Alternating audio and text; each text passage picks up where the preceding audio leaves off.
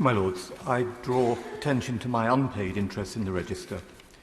We began the week across both houses in sorrowful and tragic circumstances and with appeals to listen to different points of view with respect. Today's debate is, I think, an instructive example of how to do that. Of course, the arguments are not new and they're not uncontested, and there is, as we've heard today in very many moving speeches, no settled view. Hansard records that more than 482,000 words have been spoken on this issue, occupying 62 hours in the last 20 years, and we have had 2 select committee inquiries. After Lord Walton of Detchant's inquiry, he told the House ultimately the inquiry didn't believe that the arguments in favour of legislation, I quote, were sufficient reason to weaken society's prohibition of intentional killing, a prohibition which is the cornerstone of law and of social relationships. The Select Committee, chaired by the noble and learned Lord Mackay of Clash Firm, provided what has been the most in-depth examination ever into this complex and emotive subject. Over 9 months, it cross-examined and questioned 150 expert witnesses in 4 countries.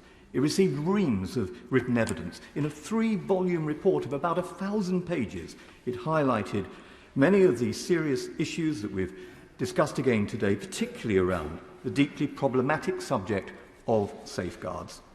Notwithstanding the good intentions of those who produce these recurring bills, the same unanswered questions about the risks to vulnerable people, the compromising of medical ethics, the danger of incrementalism, the impact on the family courts and the lack of safeguards remain, and they remain unanswered. The bill before the House does little to address the serious issues raised in the Mackay report. In truth, what are described as safeguards are simply a wish list of what its sponsors hope will happen in an ideal world. But as we've heard from so many noble lords, we don't live in an ideal world. Some people seem to think that this can just be a detail and can be covered in codes of practice. But, my lords, a bill dealing with matters of life and death, safety is a key issue of principle and not a detail.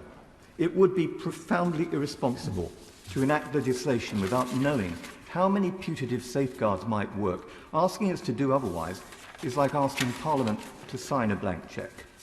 My Lords, reference has been made to religious views. I was very struck by the comments of the I columnist, Ian Birrell, who said this: "As an atheist, I'm alarmed by the naive groundswell of demand for euthanasia to be legalised. Until we start to show care and respect for all citizens, we should not unleash such a lethally dangerous reform as assisted dying." My Lords, one final point. The Mackay Committee received letters from over 12,000 members of the public. Their views of whether the law should be changed were exactly 50-50. And when the House of Commons considered the issue, the elected House came out overwhelmingly against a similar bill. It was defeated 330 votes to 118. My Lords, this is a deeply contested issue, but there has been unity across the House about one thing, and that is the importance of dignity, care, support and love, unconditional love, for those who are in these circumstances. Our united voice should be raised against patchy palliative care and in favour of hospice provision and care and support for those who